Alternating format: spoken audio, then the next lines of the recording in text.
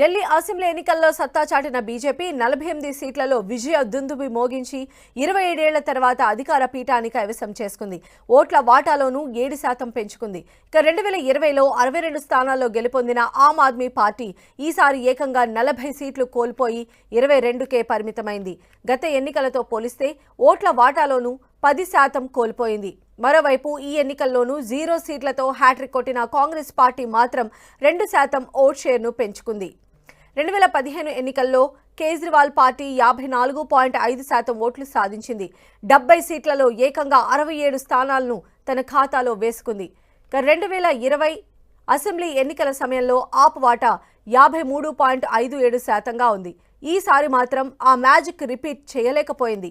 గత ఎన్నికలతో పోలిస్తే ఓట్ల వాటాలో 10% కోల్పోయి 43.57%కి పడిపోయింది. ఇక కాషాయ పార్టీ ఈ ఎన్నికల్లో 45.56% ఓట్లను సాధించింది. 2020లో దక్కించుకున్న 38.51%తో పోలిస్తే 7% మెరుగుపరుచుకుంది.